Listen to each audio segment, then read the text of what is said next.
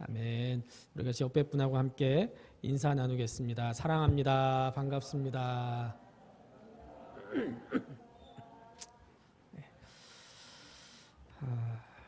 우리가 1월부터 고린도전서 1장 말씀을 새벽마다 함께 나눴습니다. 1월 달에는 이제 연초기 때문에 주일에는 고린도전서 말씀을 나누지를 못했지만 어쨌든 우리가 1월부터 이제 내일까지 계속해서 고린도전서의 말씀을 한 달 넘게 나누게 될 겁니다.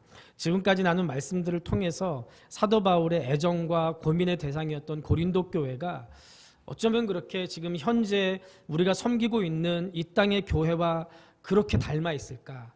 다를 게 없구나라는 것을 깨닫게 됐습니다. 이때 당시에 잘못된 신앙의 모습이 어떻게 그렇게 오늘 지금 우리가 살고 있는 이 시대에 지금 우리에게도 그대로 있다는 것이 인간들과 교회들이 가진 그런 보편적인 문제라는 그런 생각을 하게 됐습니다. 그리고 사도 바울이 고린도 교회를 향해서 안타까운 마음을 가지고 나눴던 그 가르침들 때문에 오늘 우리에게도 신앙의 정말 값진 교훈들을 얻게 되는 그런 복된 시간이었습니다. 이 사도 바울의 마음을 가장 안타깝게 했던 것은 그렇게 복음을 전하고 그렇게 사랑했는데도 불구하고 복음을 받아들이고 신앙생활을 하는 사람들이 쉽게 변하지 않았다는 그런 사실입니다. 예수는 믿었지만 자신들이 가지고 있었던 옛 그 생활 습관과 전통을 버리지 못하고 살아가는 그런 신앙인들의 모습 때문에 사도 바울이 마음 아파하고 너무너무 힘들어했습니다. 이 초대교회 성도들이 하나님을 믿으면서도 그리고 많은 은사를 체험하면서도 사랑이 없는 은사, 그것 때문에 교회 유익이 되지 못하고 또 많은 사람들에게 상처를 주고 그리고 서로 간에 다투는 그런 모습들을 우리가 고린도전서를 통해서 말씀을 배웠습니다. 그 사도 바울이 모든 은사와 사역에서 사랑이 없으면 아무것도 아니다라고 그렇게 우리에게 강권하고 있습니다. 우리가 지난주에 이 말씀을 함께 나눴습니다. 특별히 지난주 내내 새벽마다 나눈 고린도전서 15장은 어쩌면 성경에서 가장 영광스럽고 가장 강한 메시지를 담고 있는 말씀 중에 한 부분입니다. 부활에 관한 그런 말씀을 15장에서 우리가 나눴습니다. 우리가 비록 이 세상에서 이렇게 연약한 육신을 입고 또 율법과 죄와 죽음의 공포에 시달리면서 살고 있지만 우리가 장차 영광스러운 몸으로 변화될 줄로 믿습니다. 영광스럽게 변화된 이 부활한 몸은 병드는 것이나 고통이나 슬픔이나 늙는 것이나 이런 모든 것이 더 이상 없게 됩니다. 무엇보다도 죄와 죽음에서 완전히 벗어나게 될 줄로 믿습니다. 이것이 얼마나 가슴 벅찬 소망입니까? 이 모든 것은 예수 그리스도의 부활로 가능해졌습니다. 이것은 먼 미래의 일이 아니고 다른 사람이 누릴 것이 아니고 가까운 시기에 우리가 경험하게 될 영광인 줄로 믿습니다. 그래서 예수 그리스도를 믿고 이 부활의 소망을 가진 그리스도인들은 누가 뭐라고 해도 이 세상에서 가장 복된 존재라는 것을 여러분들 믿으시기를 바랍니다. 우리가 15장에 있는 이 영광스러운 소망과 승리의 메시지를 듣고 위로를 받고 감격하고 기뻐했습니다. 이 영광과 승리가 먼 미래의 일이 아니고 남의 일이 아니고 바로 우리 앞에 있는 내일이라는 것을 우리가 깨달았습니다.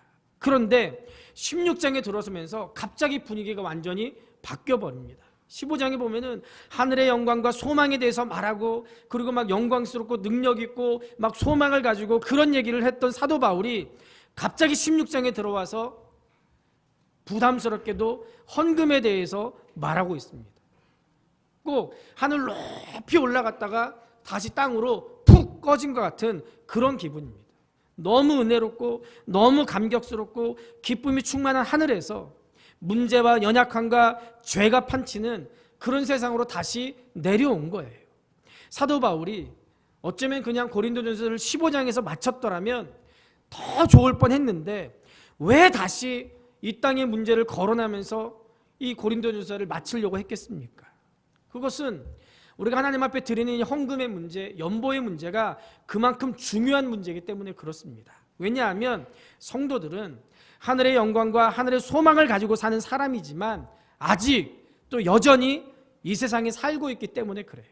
성도는 세상에 속한 사람이 아니고 천국 시민이지만 하나님의 나라에 들어가기까지는 이 땅에 살고 있는 사람들입니다. 그래서 성도들이 이 세상에 사는 동안에 하늘의 영광과 소망을 놓쳐서는 안 됩니다.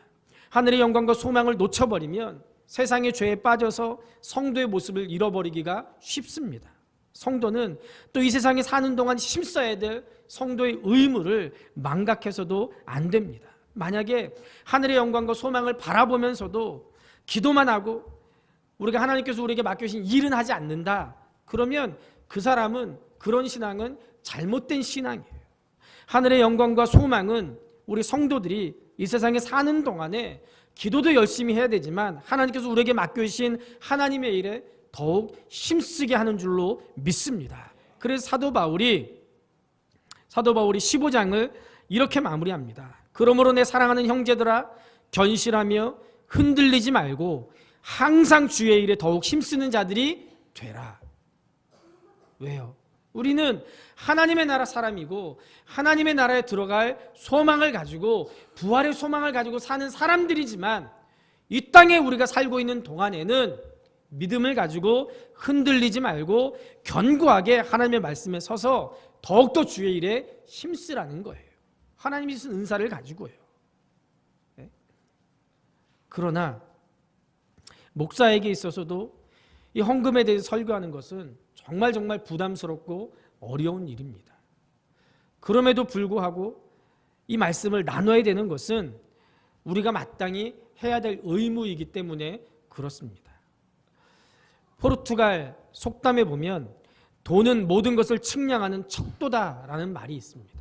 그 사람이 어디에다 돈을 가장 많이 사용하는가를 보면 그 사람의 마음이 지금 어디에 가 있는가를 우리가 알 수가 있습니다. 영국 격언에도 보면 돈을 들고 문을 놓고 하면 문은 저절로 열린다라는 그런 속담이 있습니다. 이건 영국만 그런 게 아니라 어딜 가도 통용되는 공통적인 생각인 것 같아요.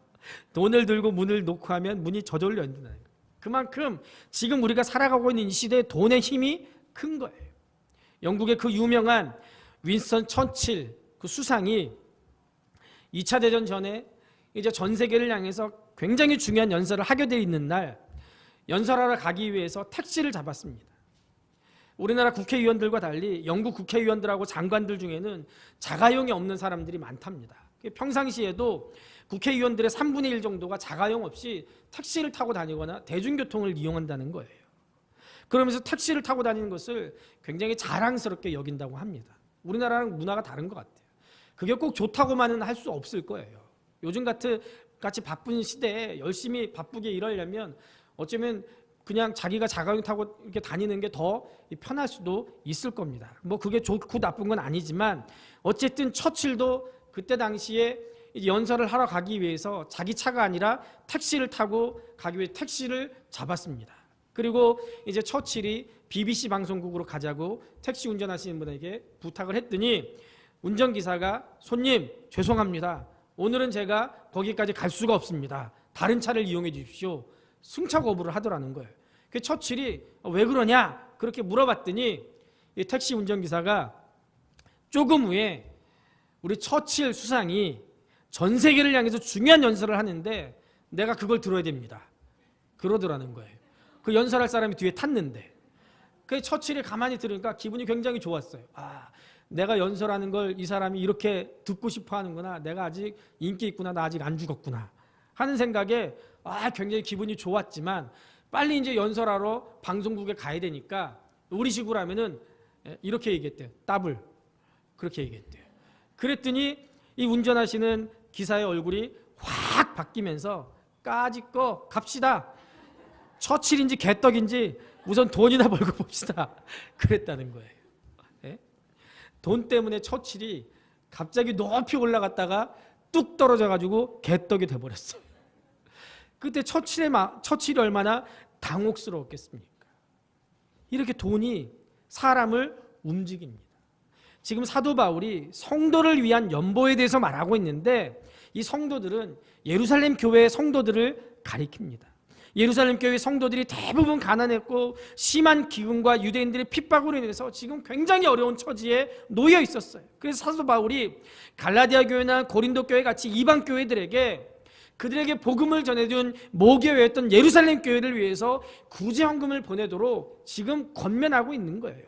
이렇게 어려움 당하고 있던 예루살렘 교회에 구제헌금을 보내는 것은 중요한 몇 가지 의미가 있습니다.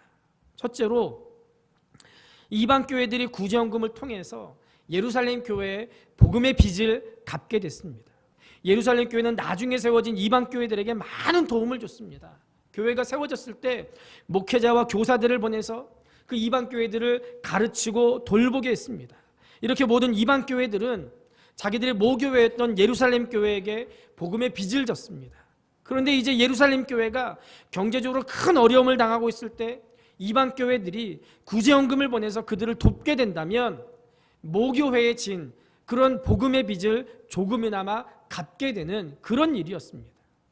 오늘 우리 대한민국의 도시교회들도 어떻게 보면 시골 교회들에게 진 빚이 많습니다. 우리 성도들 가운데 많은 분들이 시골 교회 출신들일 거예요. 다시 말해서 시골 교회는 우리 도시교회의 모교회라는 거예요. 도시교회들이 이렇게 부흥하게 된 것은 열심히 전도해서 된 부분들도 있었지만 시골 교회에서 일하는 것 때문에 혹은 공부하는 것 때문에 이사 온 성도들 때문이기도 합니다. 그래서 우리 도시교회는 시골교회에 많은 그런 복음의 빚을 졌습니다. 도시교회들은 그래서 계속 부흥이 된 반면에 시골교회들은 갈수록 약해지고 갈수록 어려워지고 있습니다. 지금 우리나라 시골이 정말 심각한 문제더라고요. 청년들하고 한 4, 5년 전에 이 경상도 지역에 이 농어촌 선교를 갔을 때만 해도 집에 빈집이 얼마나 많이 있었는지 몰라요. 마늘로 유명한 의령 지역인데요. 집에 보면은 한 3분의 1이 집주인이 없는 거예요. 그 목사님께 물어봤더니 사시다가 어른이 돌아가면은 그 집은 그냥 빈집이 되는 거예요. 젊은 사람들이 없어요. 젊은 사람들이라고는 대부분 다 동남아시아에서 시집 온 분들, 다문화 가족, 아이들도 그 다문화 가족의 아이들, 중고등학생들은 아예 없고 초등학생만 겨우 있는 거예요. 그리고 중고등학생이 되면 인근의 대도시로 나가요. 그러니까 완전히 시골이 그 목사님 얘기에 의하면 조금만 있으면 이 시골이 자체가 아예 없어질지도 모르겠습니다 하는 그런 두려움이 있는 거예요. 불과 5년 전만 해도 10년 전만 해도 교회가 꽉꽉 찼었는데 지금은 60대, 70대, 80대 그 어르신들만 있다는 거예요. 흑산도에 있는 성진교회 청년들이 계속 단기 선교를 가는 흑산도에 있는 어떤 교회는 목사님께서 사역하시다가 병에 걸려서 돌아가셨어요. 그리고 나서 이제 누가 올 사람이 없는 거예요. 그 섬교회 올 사람이 없는 거예요. 그래서 거기 계신 성도들이 대부분 70, 80대 노인네들인데 그분들이 그 목사님 사모님 혼자 된 사모님에게 그렇게 부탁을 했대요. 사모님 우리 하나님 나라에 갈 때까지만 사모님이 우리 좀 맡아줘. 그래가지고 그 사모님이 신학을 공부해서 그 사모님이 지금 목회하고 계세요. 그분들이 돌아가시면 이제 교회가 없어지는 거예요. 도시교회는 계속 성장하는 반면에 시골 교회들은 이렇게 갈수록 약해지고 어려워가요. 그래서 자립하지 못하는 교회들이 태반입니다. 도시교회들은 시골교회에게 큰 복음의 빚을 지고 있는 거예요. 그래서 도시교회들은 시골교회들을 도와야 될 의무가 있습니다. 제가 청년 사역할 때 지방에 있는 학생들이 서울의 대학으로 유학 오면서 많은 청년들이 교회로 들어오게 됐어요. 청년 사역할 때는 연초가 되면 제일 중요한 사역이 인근에 있는 대학 기숙사 전도하는 거예요. 기숙사에 대부분 3월 1일 날 부모님들하고 같이 아이들이 지방에 있는 아이들이 짐을 가지고 기숙사로 들어올 때 그 기숙사 앞에다가 자리 깔아놓고서는 열심히 복음을 전하고 기숙사에 있는 사람하고 어떻게든 연결을 해가지고 기숙사에다가 파티를 열어주기도 하고 그 교회를 알리고 기숙사에 있는 아이들 아직 교회를 정하지 못한 아이들 전도하는 거예요. 그러면 그 아이들이 대학 다니는 동안 서울에서 대학을 다니다가 대학 졸업하면 다시 고향으로 내려가느냐? 절대로 그렇지 않아요. 99%가 서울에 남아요. 아니면 서울에는 남지 못하더라도 인근 이 수도권에 남아요. 다시 고향으로 내려가는 친구들 거의 없어요. 거의 없어요. 그래가지고 무슨 생각을 하게 됐냐면 그 친구들하고 얘기를 하면서 지방의 큰 교회 출신들도 있었지만 대부분 자립하지 못한 그런 교회 출신들도 있었어요.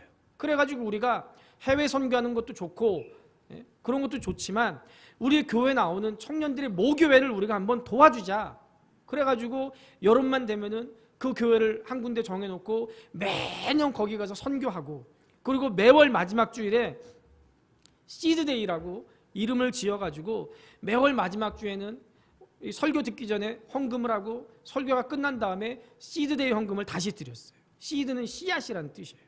그래서 그 헌금을 드려서 그 헌금은 무조건 전액 시골 교회를 돕는데 사용했어요.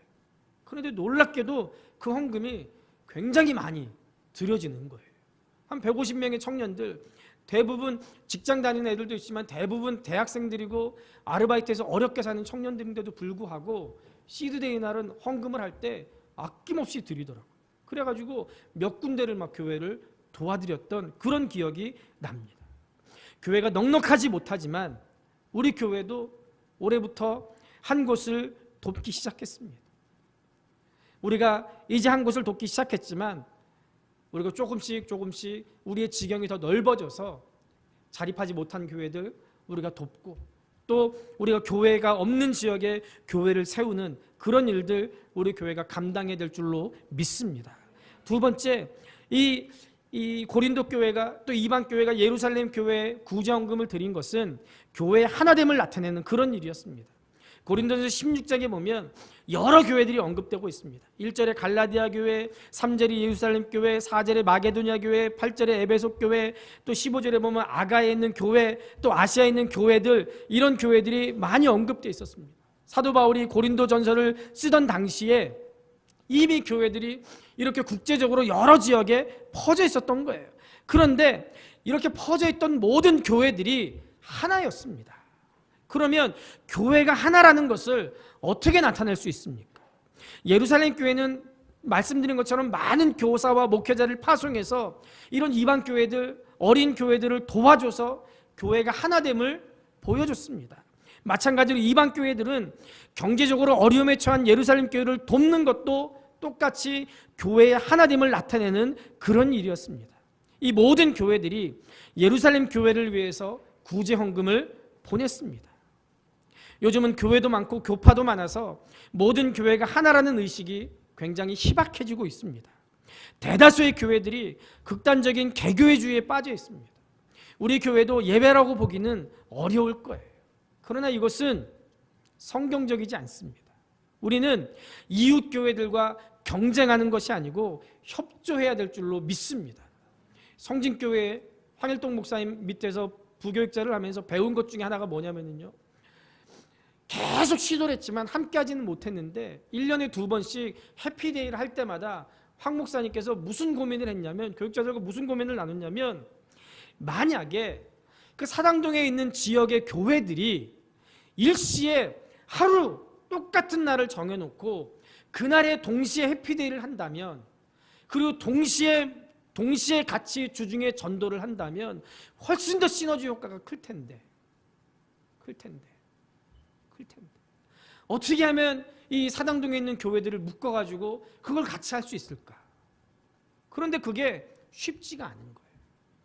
같은 생각을 가지고 있는 목사님들도 있고, 또 겉으로는 같은 생각을 가지고 있을지라도 속으로는 은근히 자기도 모르게 경쟁의식을 갖게 되는 거예요. 그래서 많은 교회들이, 큰 교회가 예를 들면 4월 며칠 날 해피데이를 한다, 그러면 그날은 큰 교회가 하니까 그날 피해서 다른 날, 이렇게 잡는 거예요.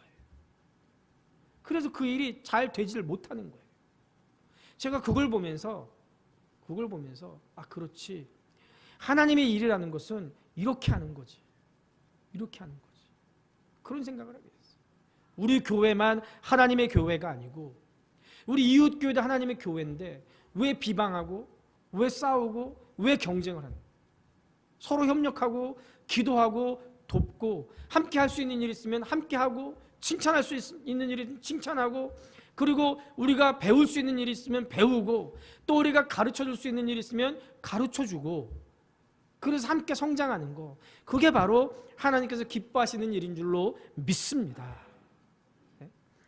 우리 교단은 대한예수교 장로회 합동측에, 우리 대한예수교 장로회 합동측에 속해 있는 교회는 1년에 한 번 세례교인 헌금을 드립니다. 그 세례교인 헌금은 총회에 보내요. 그러면 그 총회에 보내면 그 헌금을 가지고 전국에 있는 교회들이 드린 그 총회, 그 세례교인 헌금을 가지고 미자립교회를 돕거나, 아니면 총신대학에 장학금을 보내거나, 아니면 교단에 속해 있는 여러 많은 사업들을 하는데 사용됩니다. 우리가 그렇게 세례교인 헌금을 드리는 것도 이렇게 교회가 하나라는, 하나됨을 인정하고 함께 일하는 그런 하나의 표시인 줄로 믿습니다. 우리가 원래는 1월 셋째 주에 세례교인 헌금을 하게 돼 있는데 1월 달에는 너무 바쁘고 여러 가지 많은 일이 있어서 3월에 세례교인 헌금을 하나님 앞에 드려서 총회 보내려고 합니다. 여러분들 그때 하나님 앞에 정성껏 헌금을 드려서 우리가 드린 헌금을 통해서 하나님의 많은 일들 될 수 있도록 힘써 주시기를 바랍니다. 그러면 이제 우리가 연보를 어떻게 드려야 되는지를 함께 나누도록 하겠습니다. 1절과 2절 말씀을 우리 같이 한번 읽어보겠습니다. 시작.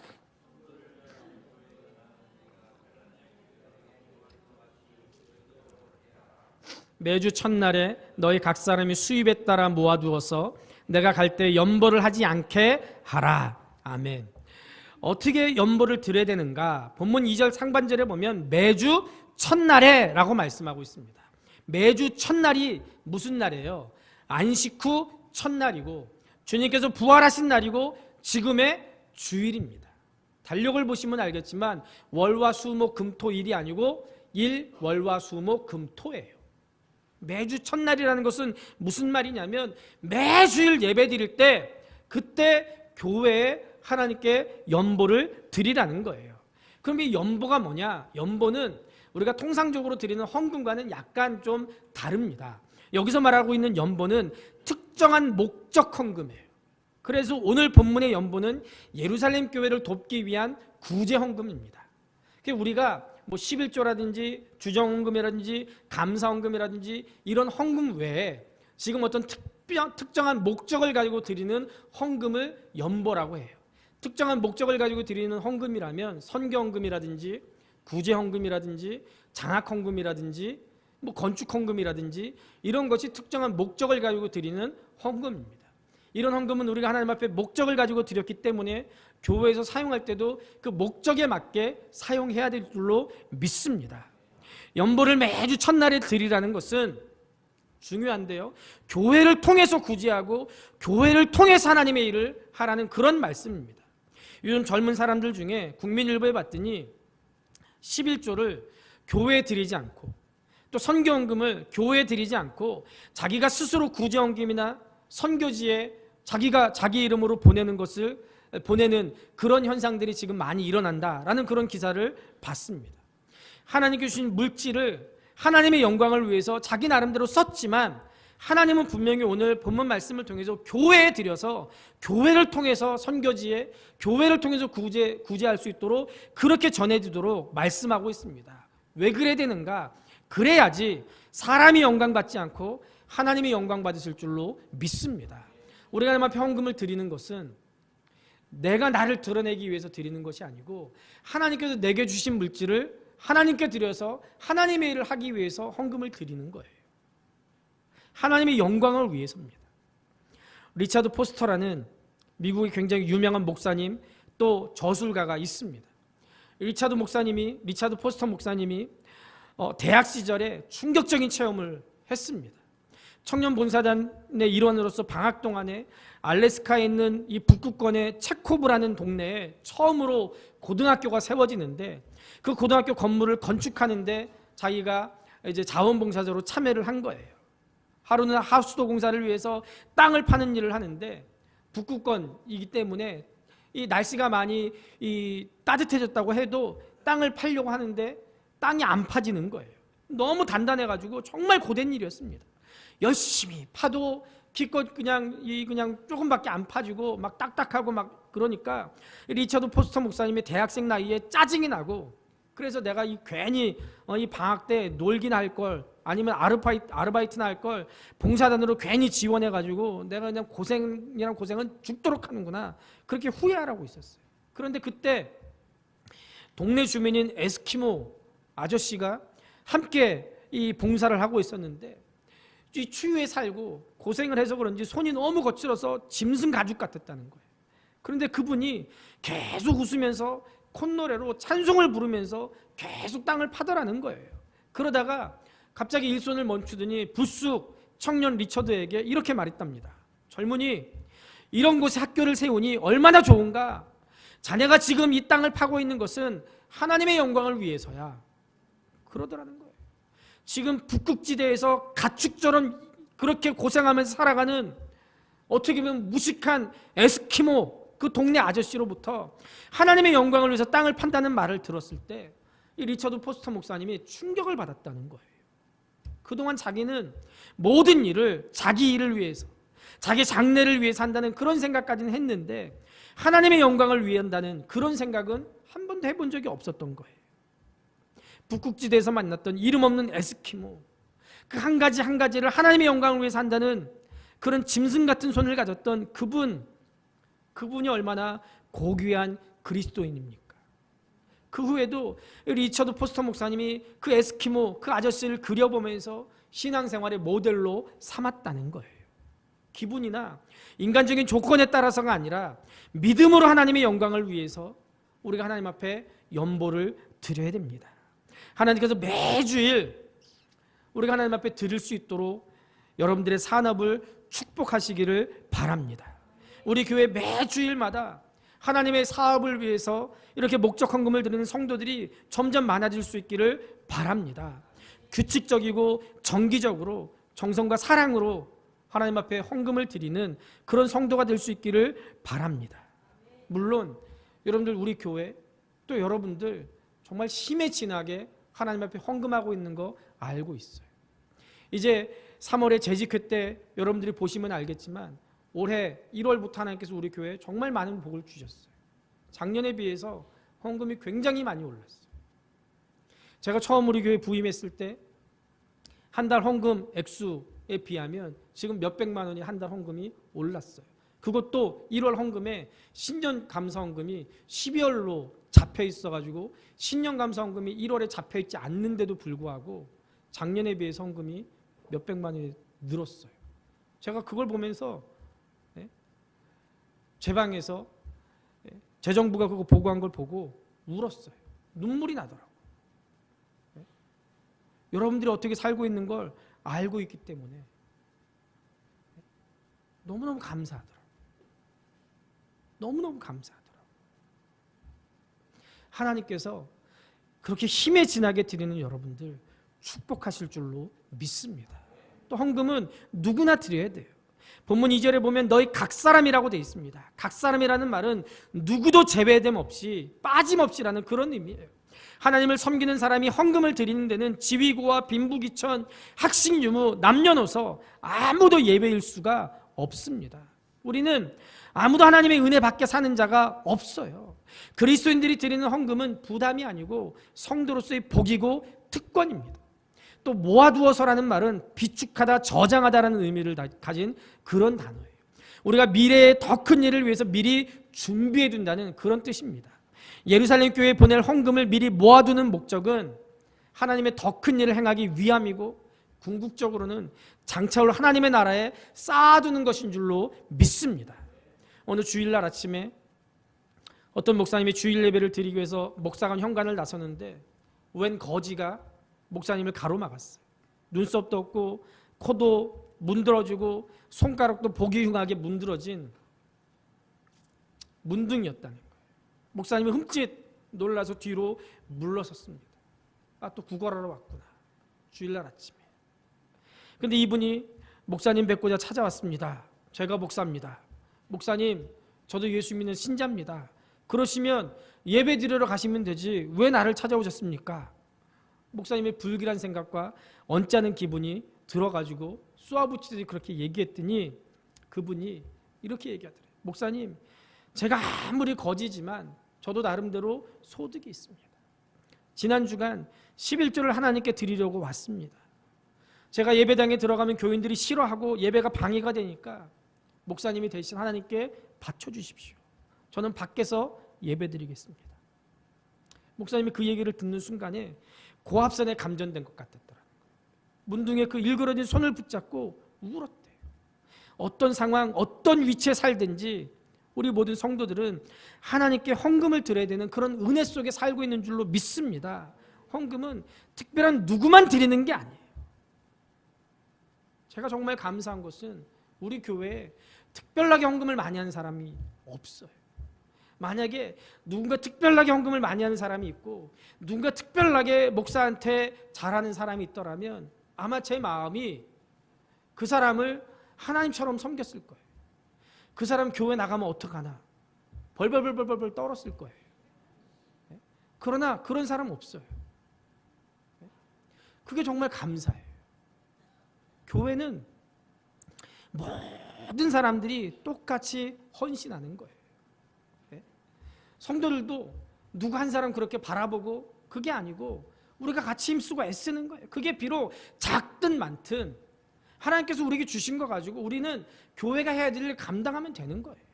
그게 은혜인 줄로 믿습니다. 책임 전가하거나 당신이 많이 버니까 당신 많이 해야 돼, 책임 전가하거나 또 내가 그래도 우리 교회에서 헌금 많이 하니까 목사님이 또 교회가 내 뜻 좀 알아줘야 돼, 이렇게 교만한 사람이 있어서는 안 된다는 거예요. 우리는 무슨 일에든지 책임과 협력이 있어야 될 줄로 믿습니다. 또 준비해서 드려야 됩니다. 본문 2절에 보면 모아두어서 내가 갈 때 연보를 하지 않게 하라 라고 말씀합니다. 모아두어서란 말은 준비해 두었다가라는 그런 말입니다. 헌금은 여러분들 교회 와서 갑자기 지갑이나 주머니를 뒤적여서 찾는 대로 그냥 되는 대로 남의 눈치 보면서 하는 것이 아닙니다. 헌금은 하나님께 대한 내 마음이고 관심입니다. 바꿔 말하면 지금 내 생각이 어느 쪽으로 향해 있는가를 나타내는 거예요. 마음 하나로 하나님의 사랑을 얻고 또 하나님의 사랑을 잃어버릴 수도 있습니다. 하나님의 사랑을 받으면 하나님의 손과 하나님의 보화를 얻게 되는 줄로 믿습니다. 헌금 봉투를 미리 집에 갖다 놓고 우리가 주일에 오기 전에 정성껏 하나님 앞에 봉투에다 준비해서 하나님 앞에 드리는 거, 그게 헌금 자세입니다. 제가 어렸을 때 저희 어머니 성경책에 보면 항상 빳빳한 돈이 성경책에 꽂혀 있었어요. 빳빳한 돈만 생기면, 새 돈만 생기면 무조건 성경책 속으로 들어갔어요. 그 돈은 집에 아무리 돈이 없어도, 내가 학교에 준비물 사갈 돈이 없어도 그 돈은 절대로 안 나와요. 미치겠더라고요. 어린 마음에 나 지금 학교에 돈 내야 되는데 엄마 성경책 속에 돈이 있는 걸 아는데 그 돈은 절대로 안 나와요. 언제만 나오냐면 하나님 앞에 헌금할 때만 나오는 거예요. 어린 마음에는 그게 얼마나 야속했는지 몰라요. 돈 있으면서 돈도 안 주고. 그런데 지금 생각해보면 그게 얼마나 아름다운 신앙 교육이었는지 몰라요.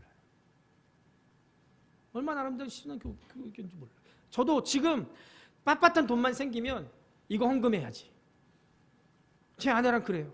빳빳한 돈만 생기면 이건 헌금할 돈이야 하고 빼놓게 돼요. 그리고 무슨 일이 있든지 간에 헌금할 거 놔두고 그 나머지에서 사용해요. 없으면 헌금할 돈은 절대로 사용을 안 해요. 이건 하나님 앞에 드려진 거기 때문에 비록 아직 내 통장 안에 있지만 이 돈은 절대로 무슨 일이 있어도 다른 일에 사용하지 않아요. 굶어 죽는 한이 있어도 그건 하나님의 것이기 때문에 그게 부모님한테 배운 거예요. 미리 준비하는 거예요. 하나님 앞에 정성을 드리는 거예요. 김상봉 목사님의 어머니가 이북에서 신앙생활을 할 때 항상 주일마다 하나님 앞에 헌금을 다리미로 다려주셨대요. 하나님 앞에 구겨진 돈을 어떻게 드릴 수 있느냐. 그래서 헌금할 때마다 다리미로 그걸 다려드렸다는 거예요. 그러고 나니까 김상봉 목사님이 6.25 때 혈혈단신 혼자 피난 왔는데 그분이 서울대 나오고 미국에 유학까지 가서 한국의 대표적인 교회에 담임 목회를 하시고 지금은 은퇴하셨지만 은퇴하고 난 이후에도 한국교회 지도자로서 얼마나 쓰임받고 있습니까? 그 어머니의 신앙의 유산이 그 목사님을 그렇게 만든 거예요. 여러분들 준비하십시오. 준비하세요. 이렇게 모아진 헌금은 특별히 신중하게 관리해야 됩니다. 하나님 앞에 들은 것은 이미 내 것이 아니고 하나님의 것이에요. 그 사도 바울은 3절을 보니까 너희가 인정한 사람에게 헌금을 관리하게 해야 된다라고 말하고 있습니다. 물론 바울 자신이 모든 헌금을 모아서 예루살렘 교회에 전달하기 위해서 직접 자기가 갈 예정이었습니다. 그러나 실제로 헌금을 가지고 간 사람은 각 교회에서 보낸 사람들이었어요. 여러분들, 목사가 헌금 관리하는 거 아닙니다. 목사가 헌금에 관여해서도 안 됩니다. 교회 재정에 관여해서도 안 돼요. 저는 그래서 작년 연말에 예결산위원회가 모일 때 예결산위원회에 들어가지도 않았어요. 그저 문 장로님이 예결산위원장 장로님이 주중에 전화 오셔서 목사님 예결산위원회 할 때 특별히 목사님 생각해 주신 부분이 있으면 말씀해 주시면 반영하겠습니다. 그래서 제가 한 가지만 말씀드렸어요. 장로님, 내년에 우리 교회 선교 좀 할 수 있도록 선교 예산 좀 짜주십시오. 그거 말고는 말씀 안 드렸어요. 그러니까 알아서 제 사례도 올려주시더라고요. 네. 목사가 관여하는 거 아니에요. 성도들이 그것도 우리 교회에서 누구나 다 인정하는 사람들에게 맡겨서 잘 관리해야 됩니다. 누가 봐도 투명하고 깨끗하게 관리해야 돼요. 10원 한 푼이라도 헛된 일에 목사 마음대로 사용돼서는 안 돼요. 지금 우리 교회 여러분들이 드린 헌금은 10원 한 푼도 목사 마음대로, 재정부원들 마음대로, 장로 마음대로 그렇게 사용되지 않습니다. 믿으셔도 돼요. 이렇게 모아진 헌금은 더 이상 개인의 돈이 아니고 하나님께 드려진 것이기 때문에 조금이라도 부정한 일이 있어서는 안 됩니다. 그래서 하나님께서 기뻐하시는 목적에 올바르게 사용돼야 돼요. 사도 바울이 지금 에베소에 있으면서 고린도 교회 성도들에게 이 편지를 쓰고 있습니다. 바울이 3차 전도행을 마무리하는 중에 있습니다. 그리고 오순절까지는 예루살렘에 가기를 원하고 있어요. 에베소에서 모든 일이 잘 끝나면 이제 예루살렘으로 가는 길에 고린도에 들려서 고린도 교회 성도들을 만나보고 또 고린도 교회 성도들과 함께 얼마 동안 같이 지내기를 원했습니다. 그런데 이렇게 계획을 잡았는데 사도 바울이 7절에 보니까 주께서 허락하시면이라는 단서를 붙이고 있어요. 계획은 자기가 세우지만 하나님께서 허락하셔야 된다는 거예요. 바울은 자기가 아무리 하나님의 일을 한다고 해도 자기 마음대로 하지 않고 모든 일을 항상 하나님께 맡겼습니다. 이것이 오늘 우리가 배워야 되는 아주 중요한 태도입니다. 우리는 모든 일을 계획하고 결정할 때 하나님께 맡기고 기도하는 가운데 하나님의 뜻대로 온전히 순종해야 됩니다. 이것이 하나님의 사람이 또 이것이 하나님께 바쳐진 하나님의 주인 되신 교회가 목회하는 그런 자세인 줄로 믿습니다. 바울이 고린도 교회 성도들에게 너희가 나를 내가 갈 곳으로 보내어주게 하려 합니다 라고 6절에 말합니다. 이 말은 사도 바울의 선교 사역을 위해서 고린도 교회의 후원을 기대한다는 그런 의미입니다. 교회는 마땅히 선교사를 후원해야 될 의무가 있고 선교사들은 교회의 후원을 받아야 될 권리가 있습니다. 왜냐하면 선교사님들 우리를 대신해서 우리가 가지 못한 선교지에 가서 복음을 전하고 있기 때문에 그래요. 우리는 당장 어렵고 그러면 가족에게, 친지에게, 또 가까운 이웃에게 손을 내밀 수 있고 은혜에게 찾아갈 수 있고 그것도 안 되면 고리대금업자라도 찾아갈 수 있지만 선교지에 가 계신 선교사님들 보세요. 한국교회가 후원을 끊어버리면 그분들 살 길이 없어요. 어디다 손 벌릴 데 없어요. 교회가 기도해주고 교회가 후원해주지 않으면 그분들 선교사역은커녕 그 선교에 살아남을 수조차 없어요. 교회가 자기들 어렵다고 선교지에 후원 끊는 거 그거 정말 악한 일이에요. 선교사를 도와야 돼요. 후원해야 돼요. 물질로도 후원하는 거 중요하지만 기도할 때마다 선교지를 위해서 기도해야 돼요. 여러분들 구역 모임 모일 때마다 여러분들이 돕는 선교지를 위해서 선교사님들을 위해서 기도하셔야 돼요. 눈물로 기도하셔야 돼요. 우리가 선교사를 후원해서 보내는 선교사가 될 수 있습니다. 그리고 궁극적으로 우리들이 청년들, 청소년들 선교제 단기 선교 보내고 또 은퇴하신 분들 은퇴 이후에 제2의 삶을 선교제에 가서 보내는 분들도 많아요. 평신도 선교사였어요. 우리가 그렇게 선교사로 가시는 분들 또 후원하는 또 우리도 단독으로 선교사를 파송하는 그런 교회가 돼야 될 줄로 믿습니다. 살다 보니까 선교지 직접 나가서 복음을 전하는 일은 할 수 없게 됐지만 선교사들을 후원해서 우리가 이 사명에 동참할 기회를 얻게 되는 거예요. 사도 바울이 지금 너무나 당연하게 너희가 나를 보내주기를 바란다 라고 그렇게 후원을 요청합니다. 오늘 우리에게 나를 보내달라라고 요구하는 선교사님들이 많이 있음을 하나님 앞에 감사드리기를 바랍니다. 그리고 선교사들을 후원하는 일에 최선을 다합시다. 지금 바울이 에베소에서 복음을 전하고 있어요. 그리고 에베소에서 일이 정리되는 대로 예루살렘으로 향하는 여정에 오를 작정이었습니다. 그러나 아직 에베소를 떠날 수가 없습니다. 왜냐하면 9절에 보니까 내게 광대하고 유효한 문이 열렸으나 대적하는 자가 많음이라 라고 말하고 있습니다. 사도 바울이 에베소에서 복음을 전하는데 복음 역사가 강하게 나타나니까 어떤 역사가 일어나면 사도행전 19장 12절에 보면 심지어 사람들이 바울의 몸에서 손수건이나 앞치마를 가져다가 병든 사람에게 얹으면 그 병이 떠나고 악귀도 나가더라 라고 말씀할 정도로 역사가 일어나는 거예요. 그러니까 이 에베소 교회를 통해서 라오디게아, 히에라볼리 이런 데 교회들이 막 세워졌습니다. 복음 전할 기회가 활짝 열렸기 때문에 사도 바울이 아직 에베소를 떠날 수가 없는 거예요. 또 한편으로는 복음을 반대하는 사람들이 얼마나 많이 있었는지 고린도서 15장 32절에 보면 에베소 교회에서 사역할 때 얼마나 반대가 심했는지 맹수와 더불어 싸웠다라고 사도 바울이 그렇게 얘기합니다. 맹수와 더불어 싸웠다는 거예요. 맹수와 더불어 싸웠다는 거예요. 에베소에 마술을 행하는 사람들이 많았는데 복음이 전파되면서 이 사람들이 악한 세력들이 패배하니까 그 사람들이 막 들고 일어났어요. 데메드리오라는 사람이 이끄는 은장색 조합이 있었는데 이 은장색 조합은 에베소에 우상을 섬기는 사람이 많으니까 조그만 우상들, 우리식으로 하면 십자가 목걸이 같은 거 이런 거 만드는 사람이었어요. 그래가지고 우상 숭배하는 사람들한테 그런 조그만 우상들 만들어서 파는 은장색들이 그런 일을 한 사람인데 사도 바울을 통해서 복음이 전하니까 에베소 사람들이 전부 다 우상 섬기던 거 갖다 버리고 새로 안 사는 거예요.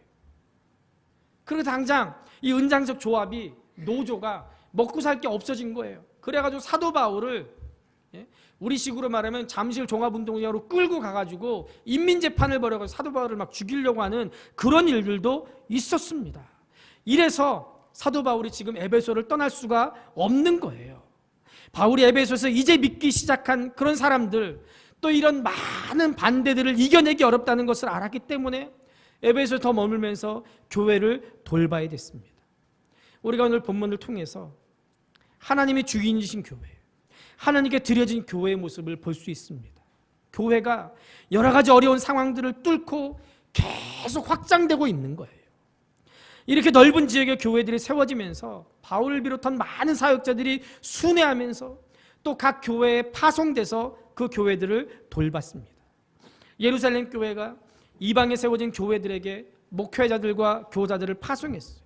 그리고 이방 교회들이 예루살렘 교회가 어려움을 당할 때 힘껏 구제연금을 모아서 전달했습니다. 사도 바울은 에베소에서 맹렬한 반대에 직면했지만 능력 있게 복음을 전하고 있습니다. 이게 얼마나 아름다운 또 능력 있는 교회의 모습입니까? 지금 복음이 전파되기 정말 어려운 시대에 살고 있고 전도가 안 되는 시대에 살고 있다고 합니다. 많은 목사님들이 교회가 현상 유지하면 그게 부흥된 거라고 얘기할 정도로 전도가 안 되는 그런 시대를 살고 있어요. 그럼에도 불구하고 복음의 역사가 나타납니다. 하나님의 말씀이 살아있는 교회는 사람들이 모입니다. 지금도 수많은 사람들이 예수 믿고 있어요. 우리 교회가 그런 교회가 되어야 될 줄로 믿습니다. 그렇게 되기 위해서 사람이 주인이 아니고 하나님이 주인이 되어야 될 줄로 믿습니다. 우리 교회가 오랜 시간 교회의 사명을 감당해 왔어요. 물론 항상 좋은 것만 있었던 것은 아니었을 겁니다. 우리가 감당하기 어려운 일들로 인해서 오랜 시간 성도들이 힘들어했던 때도 있었고 너무너무 행복하고 기쁘게 신앙생활 했었던 때도 있었을 거예요. 교회가 교회 역할을 못할 때 성도들이 눈물로 기도하면서 교회를 지켰습니다. 그리고 하나님께서 우리 교회를 떠나지 않으시고 교회의 주인이 하나님이심을 우리 모두에게 알게 하셨습니다. 그동안 하나님께서 우리에게 주신 은혜가 얼마나 풍성합니까? 이제 우리가 하나님의 은혜 가운데 더욱 힘써서 부흥하는 교회가 되어야 될 줄로 믿습니다. 하나님께서 우리에게 주신 은혜를 따라서 힘을 다해 하나님께 드리기를 힘쓰는 그런 성도가 되어야 됩니다. 개교회주의를 극복하고 선교사를 후원하고 형제교회를 돕는데 우리가 더 힘써야 됩니다. 감사하게 올해부터 여러분들이 드린 구역헌금과 선교헌금으로 캄보디아, 인도네시아, 가나안, 누산 따라 학교법인 그리고 여주 금양전원교회를 섬기기 시작했습니다. 우리가 여기서 만족하지 말고 주님 주신 물질을 선교지에 또 시골교회에 또 지역사회에 계속 흘려보내야 됩니다. 어떤 어려움이 있어도 복음을 능력 있게 전하는 그런 교회 되어야 됩니다. 모든 성도들이 하나님께서 기뻐하시는 사람이 하나님께서 기뻐하시는 그래서 사람의 주인이 아니라 하나님의 주인이신 교회를 세워나가는데 힘을 다해야 됩니다. 교회의 머리 되신 주님께서 우리가 이 사명을 힘있게 감당할 수 있도록 성령을 충만하게 부어주시고 축복해 주실 줄로 믿습니다.